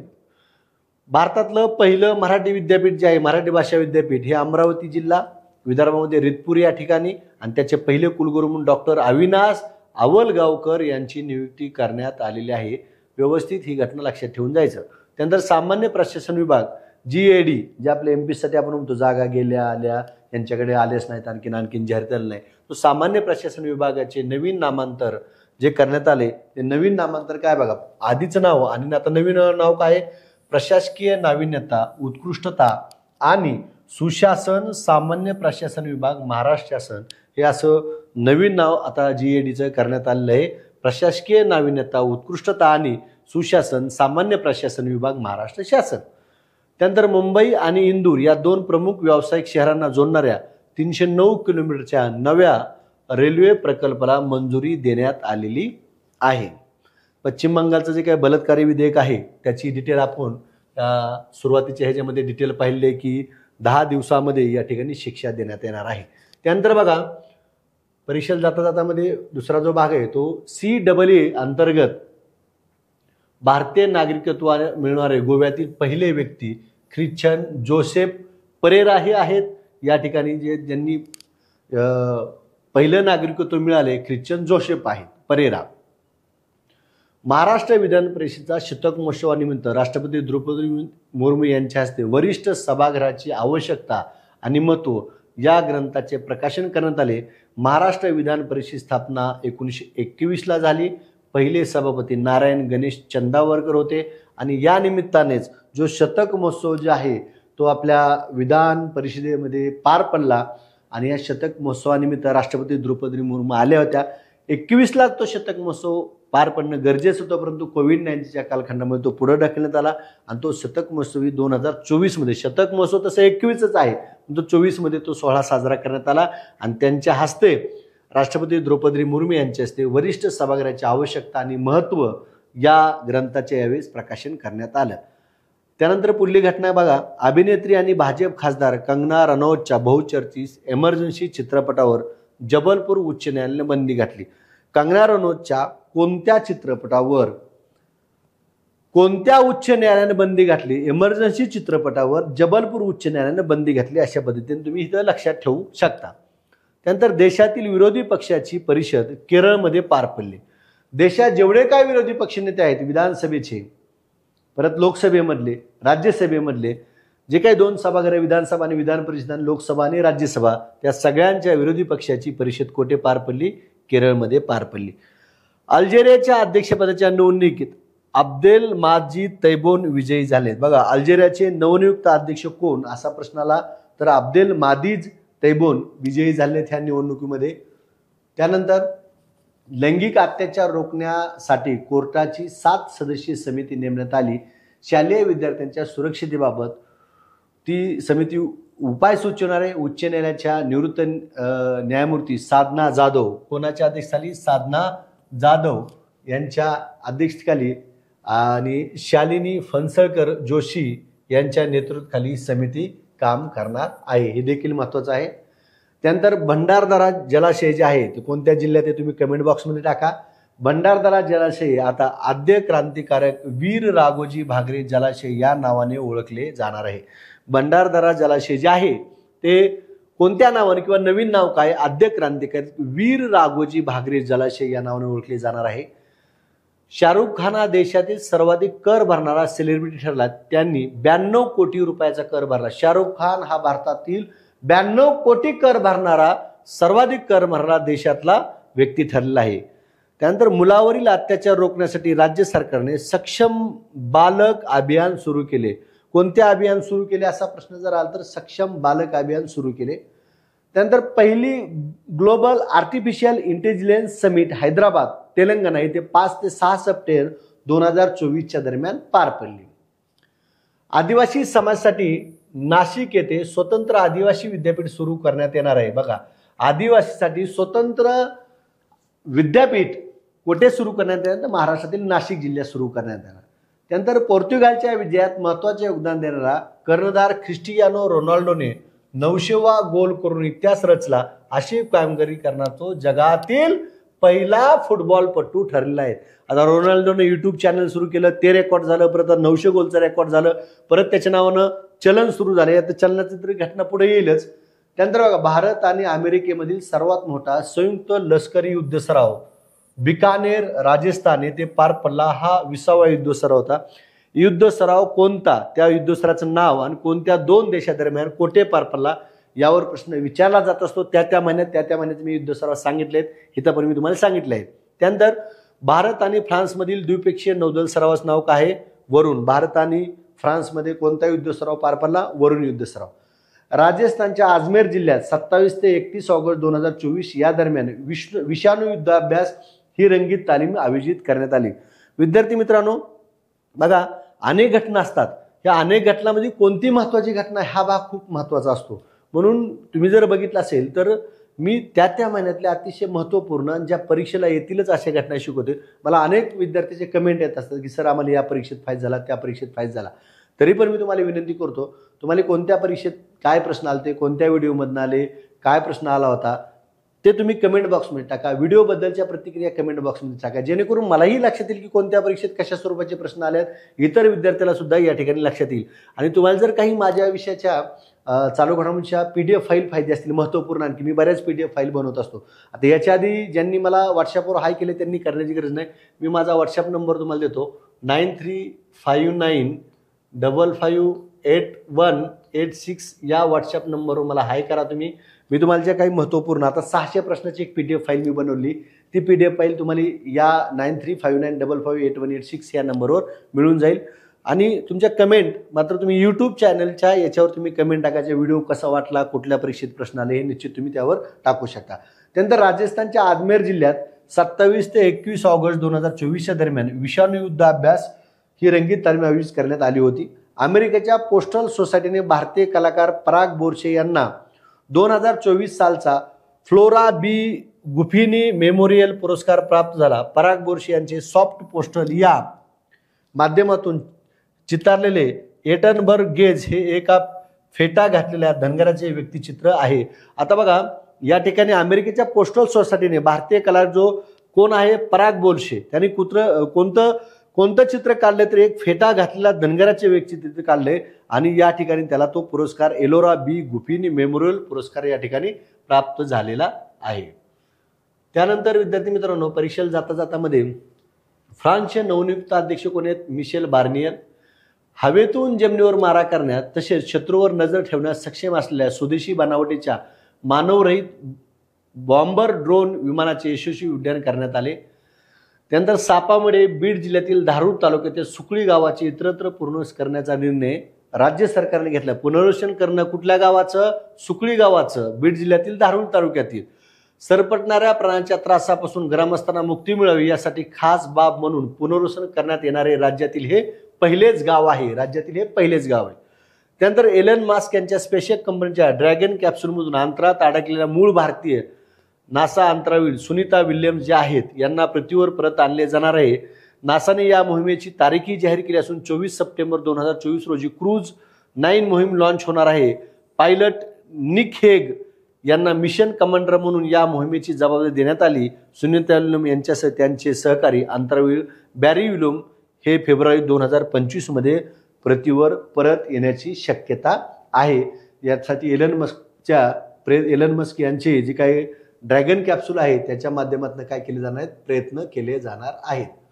त्यानंतर बघा 8 सप्टेंबर 2024 रोजी पाकिस्तान सरकारने शैक्षणिक आणीबाणी घोषित केली. तुम्हाला इथं प्रश्न येईल, जगामध्ये शैक्षणिक आणीबाणी सप्टेंबर 2024 मध्ये कोणत्या देशाने डिक्लेअर केली, तर पाकिस्तानने.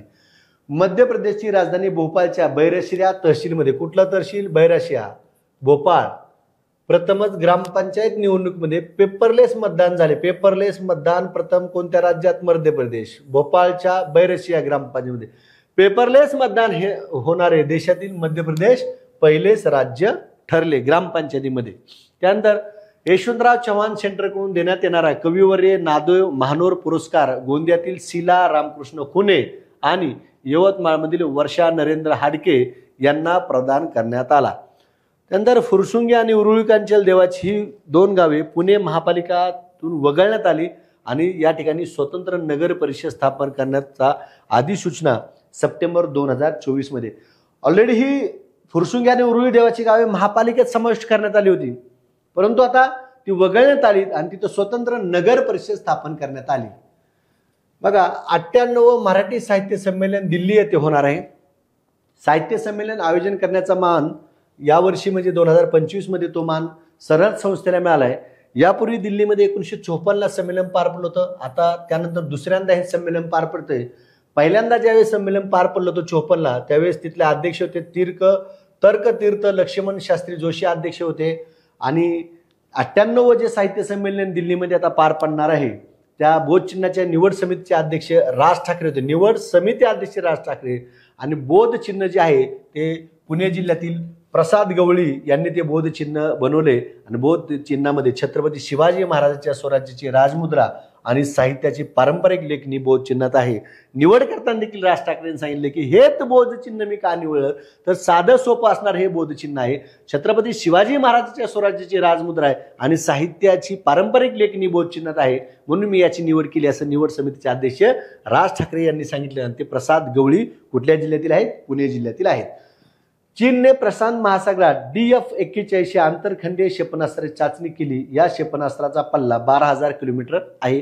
आता चीनच्या टप्प्यात अमेरिका सुद्धा आली. तुम्हाला प्रश्न येईल, चीनने नुकतेच DF-41 कोणत्या आंतरखंडीय क्षेपणास्त्राची चाचणी केली? DF-41 कोणत्या देशानं?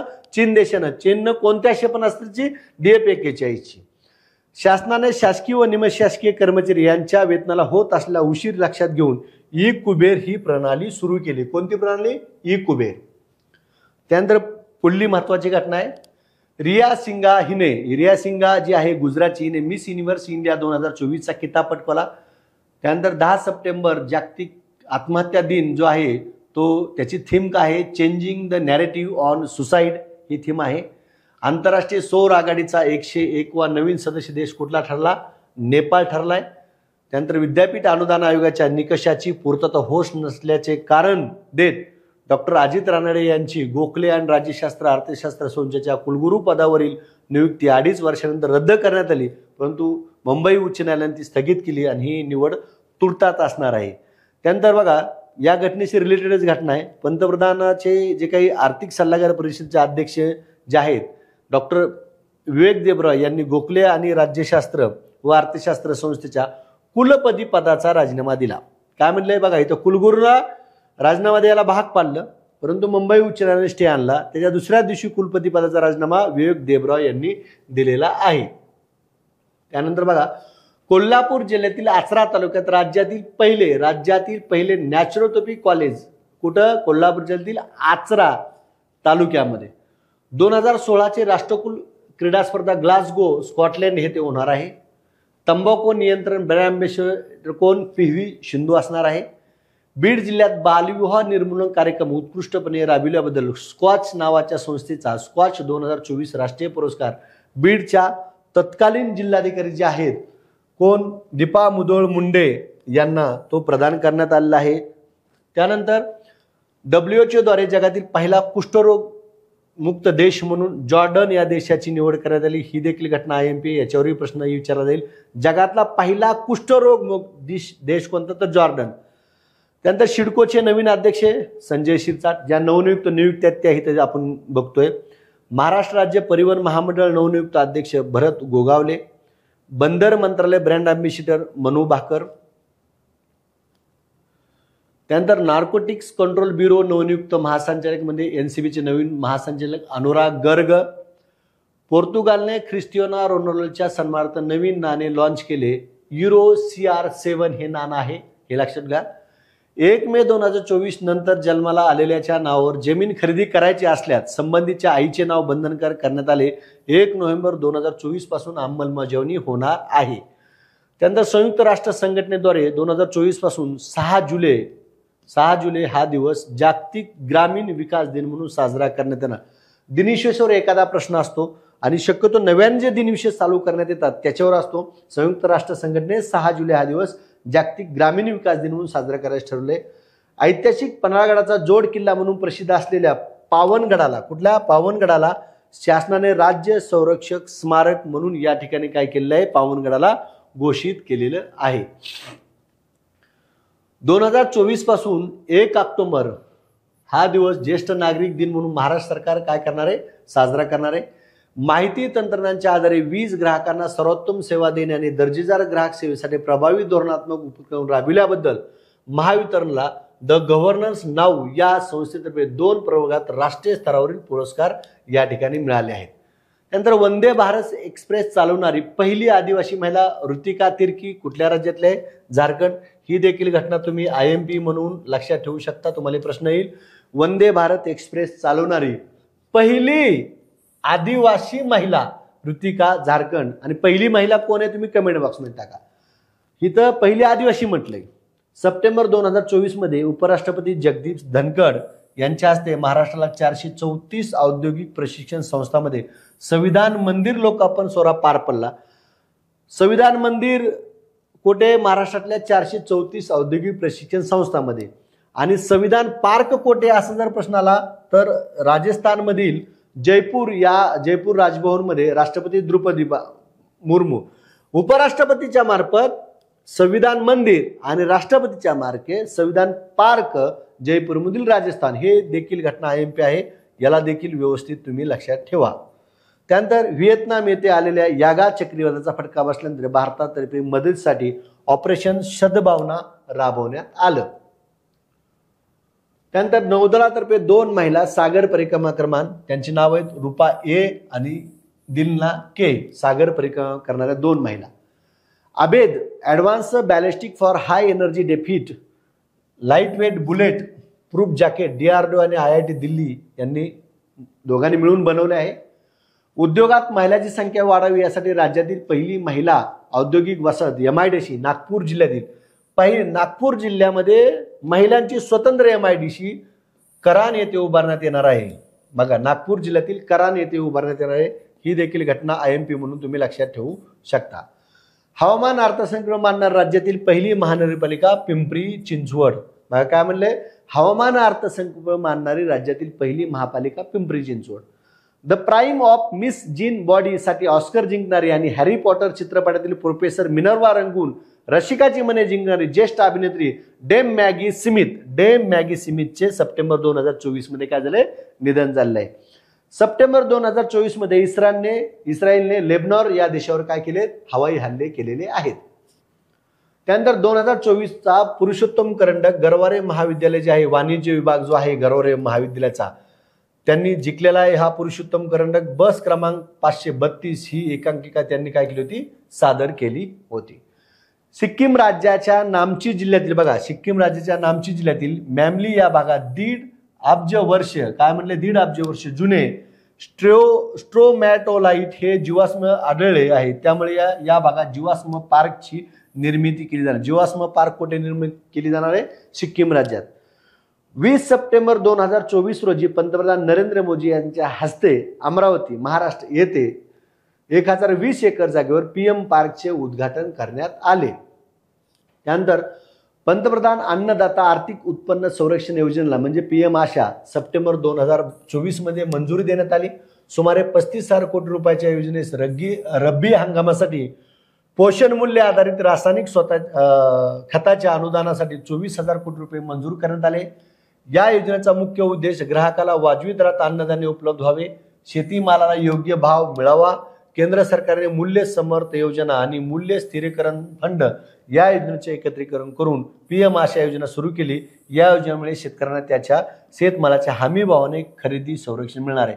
बघा, पीएम आशा योजना काय आहे? शेतकऱ्याला हमी भावाच्या खरेदीचे संरक्षण मिळणारी योजना जी आहे ते पीएम आशा योजना. पीएम आशा योजना जी आहे ती मूल्य समर्थ योजना आणि मूल्य स्थिरीकरण फंडच्या दोन्ही योजनेचे एकत्र करण्यात आले आणि 35,000 कोटी रुपयाचा या रब्बी हंगामासाठी पोषण मूल्य या ठिकाणी अनुदानासाठी या पोषण मूल्य आधारित रासायनिक खताच्या अनुदानासाठी 24,000 कोटी रुपये सुद्धा मंजूर करण्यात आले आहेत. त्यानंतर चांद्रयान 4 साठी केंद्र सरकारने 2104.6 कोटी रुपये मंजूर केले आहेत. NGLV या प्रक्षेपण यानाच्या विकासाला केंद्रीय मंत्रिमंडळाने मान्यता दिली. त्याची भार वाहून नेण्याची क्षमता इस्रोच्या मार्क 3च्या तुलनेत तिप्पट आहे. NGLV साठी 8,240 कोटी रुपयाची देखील तरतूद करण्यात आलेली आहे. आशियाई चॅम्पियन करंडक हॉकी स्पर्धा भारताने चीनला हरवून जिंकली आणि भारताने या ठिकाणी बघा जवळजवळ ती 5व्यांदा जिंकली. 5व्यांदा म्हणजे बघा 2011ला एकदा जिंकलेली, त्यानंतर 16ला एकदा जिंकली, 18ला जिंकली, 23ला जिंकली, 24ला जिंकली. 8व्या क्रमांकाची ही जी काही स्पर्धा होती त्यामध्ये भारताने 5 वेळा जिंकलेली आहे. सुशील कुमार शिंदे यांच्या आत्मचरित्र 5 डिकेड्स इन पॉलिटिक्स हे त्यांचं आत्मचरित्र आहे. सुशील कुमार शिंदे यांचं अमृत वृक्ष आपल्या दारी योजना महाराष्ट्र सरकारने सुरू केली. एक पेड माके नाम या योजनेच्या धर्तीवर 61वी दिलीप ट्रॉफी इंडिया ए संघाने इंडिया सी संघाला हरवून जिंकली. 63वा सुब्रतो कप अंडर 17 आंतरराष्ट्रीय फुटबॉल स्पर्धा मणिपूरच्या TG इंग्लिश स्कूलने जिंकली. 1900 पासून सुरू झालेली ही आंतरशालेय फुटबॉल स्पर्धा आहे. लोकांमार्फत न्यायाधीशाची निवड करणारा जगातला पहिला देश मेक्सिको आहे. लोकांनीच न्यायाधीशाची निवड करायची अशा स्वरूपातला हा मेक्सिको देश. सरपंचांना ग्रामपंचायतीच्या लोकसंख्येच्या वर्गानुसार 6,000, 8,000, 10,000 रुपये दरमहा इतके मानधन मिळणार, तर उपसरपंचांना 2,000, 3,000 आणि 4,000 रुपये इतके मानधन मिळणार. लोकसंख्येच्या वर्गवारीनुसार मिळणार असं सांगितलेलं आहे. एक देश एक निवडणूक संदर्भातील माजी राष्ट्रपती रामनाथ कोविंद समितीचा अहवाल केंद्रीय मंत्रिमंडळाने 17 सप्टेंबर 2024 रोजी स्वीकारला. कोणती समिती? रामनाथ कोविंद एक देश एक निवडणुकीच्या संदर्भातली.